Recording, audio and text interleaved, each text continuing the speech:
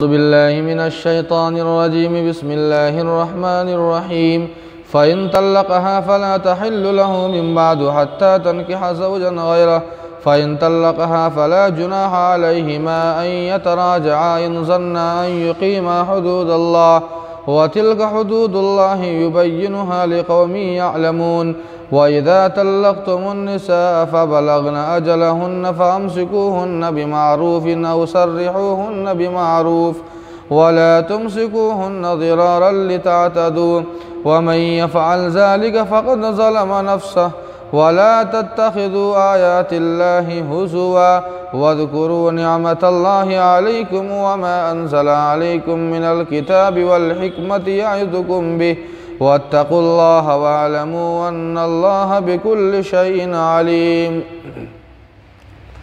फिर अगर उसे तीसरी बार तलाक़ दे दे तो उसके लिए हलाल नहीं है जब तक कि वो औरत किसी दूसरे मर्द से निकाह न कर ले, और अगर वो दूसरा भी उसे तलाक़ दे दे तो दोनों पे कोई हर्ज नहीं है कि अब ये दोनों रुजू करे अगर उन दोनों को अगर गुमान हो कि वो अल्लाह ताला के हुदूद को कायम रख सकेंगे।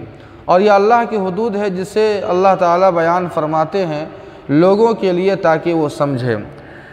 और जब तुम अपनी बीवियों को तलाक़ दे चुको और वो औरतें जब अपनी इद्दत को पहुंच जाए तो उन्हें अच्छे तरीक़े से रोक लो या फिर अच्छे तरीक़े से रुख़्सत कर दो, लेकिन नुकसान पहुंचाने के लिए उन्हें मत रोको। और जो शख्स इस तरह करता है तो वह अपना नुकसान करता है। और अल्लाह की आयतों का मजाक मत बनाओ, अल्लाह की नेमतें याद करो जो तुम्हारे ऊपर है, और उन चीज़ों को याद करो जो अल्लाह ताला ने किताब और हिकमत के ताल्लुक़ से नाजिल फरमाया है, जिसके ज़रिए से अल्लाह ताला तुम्हें नसीहत कर रहे हैं। और अल्लाह से डरो और जान लो कि बेशक अल्लाह ताला हर चीज़ को जानने वाले हैं। इस आयत के अंदर अल्लाह ताला ने तलाक़ सलासा को बयान फरमाया है। तलाक़ सलासा के ताल्लुक़ से रवाफ़िज़ अल्लामा इब्न तैमिया और अल्लामा इब्न क़य्यिम और गैर मुक़ल्लिद हज़रात के अलावा पूरी उम्मत का इस बात पर इजमा है कि एक मजलिस में अगर कोई 3 तलाक़ें देता है तो तीनों वाक़ हो जाएगी। लेकिन इन हज़रात का कहना है कि एक मजलिस में चाहे 3 तलाक़ ही क्यों न दे, लेकिन वो एक मजलिस की एक ही तलाक़ वाक़ होगी। अल्लाह ताला ने इससे पहले 2 तलाक़ों का ज़िक्र किया था, अत-तलाक़ मर्रतान। अब यहाँ तीसरी तलाक़ का बयान फरमाते हैं और फरमाते हैं कि अगर वो शौहर अपनी बीवी को, जिस शौहर ने अपनी बीवी को पहले 2 तलाक़ दे चुका था, अब अगर तीसरी वो तलाक़ देता है तब उसके लिए अब ये औरत हलाल नहीं है जब तक कि हलाला न कर ले।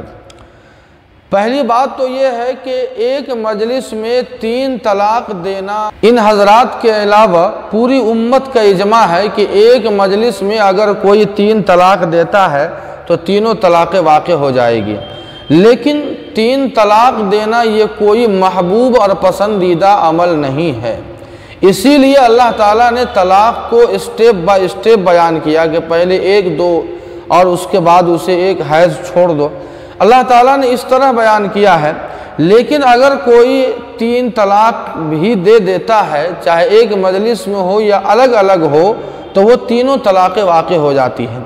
अब 3 तलाक़ का हुक्म ये है कि अगर कोई 3 तलाक़ अपनी बीवी को दे दे तो वो हुर्मत मुग़ल्लज़ा साबित होगी, वो हराम हो जाएगी, बिल्कुल निकाह ख़त्म हो जाता है, बीवी नहीं रहती है। अब अगर फिर उसी से अगर निकाह और शादी करनी है तो उसका हलाले का रास्ता शरीयत ने बताया है। हलाला ये क्या है?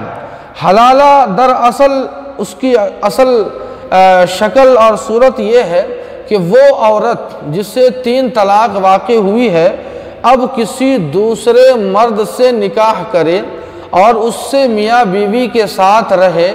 अब अगर वो दूसरा मर्द उस औरत को तलाक़ दे, फिर उसकी इद्दत गुजार ले, तब जाकर ये औरत पहले शौहर के लिए वो हलाल होगी, वरना हलाल नहीं होगी।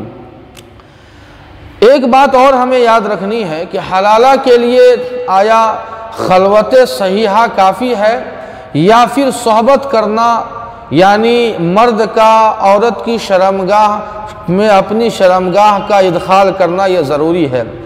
हज़रत आयशा रज़ी अल्लाह अन्हा की रिवायत से वो रिफ़ा वाली हदीस हमें याद होगी, जिसमें हुजूर ने ये फरमाया था कि हत्ता तज़ूक़ी उसैलतहु व यज़ूक़ु उसैलतकी, कि हलाला उस वक्त तक नहीं होगा जब तक कि वो तुम्हारे शहद का मज़ा न चख ले और तुम उनके शहद का मज़ा न चख लो। मालूम यह हुआ कि खलवत सहीहा ये हलाला के लिए काफ़ी नहीं है, बल्कि सोहबत करना ये लाजिम और ज़रूरी है। और ये महज इसीलिए है ताकि उस बेगैरत और जालिम शौहर को ये सबक हो कि इस तरह की हरकत करना, 3 तलाक बीवी को देना, ये कोई खिलौना नहीं है, ये गलत है, ये अच्छा और ये मुनासिब नहीं है। लेकिन अगर कोई तलाक दे दे तो तीनों तलाक़ें वाक़ई हो जाएगी और उसके ये हलाला के ये तमाम प्रोसेस और तरीक़े हैं। आगे अल्लाह ताला ने दूसरी बात बयान फरमाई है। इससे पहले अल्लाह ने बयान फरमाया था अत-तलाक़ मर्रतान, कि तलाक़ 2 है, और उसका ये रुजू का तरीक़ा बताया था कि अगर तुम्हें रुजू करना है तो फिर दोबारा मियाँ बीवी की तरह तुम रहने सहने लगो, चाहे कौलन हो या अमलन हो, ये दोनों रजात सही है। लेकिन यहाँ अल्लाह दूसरी बात बयान फरमाते हैं कि ये रजात का हक़ कब तक है। फरमाते हैं कि जब तक वो औरत इद्दत के अंदर है तब तक शौहर को रजात का हक़ है। अगर उसकी इद्दत पूरी हो गई, अब रजात का उसे हक़ नहीं है, अब निकाह दोबारा करना लाजिम और ज़रूरी है।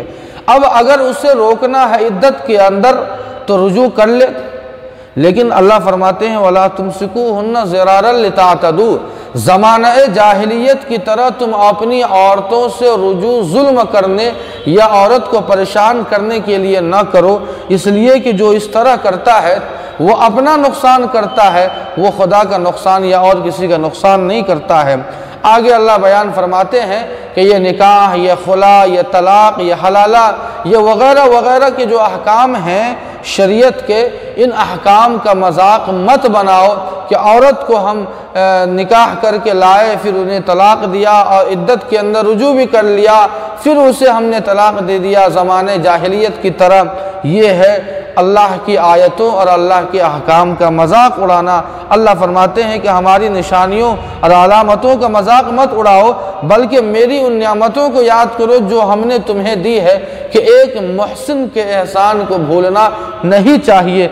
अल्लाह आगे फरमाते हैं वत्तकुल्लाह वअलमू अन्नल्लाह बिकुल्लि शैइन अलीम, और अल्लाह ही से डरो इसलिए कि बेशक अल्लाह ताला हर चीज़ को जानते हैं, और जिसके पास तमाम चीज़ों का इल्म है उसी से डरा जाता है। डर तो अल्लाह से है, किसी और से न हो। अल्लाह ताला हम सबों को जुल्म से हिफाजत फरमाए। वमा अलैना इल्लल बलाग।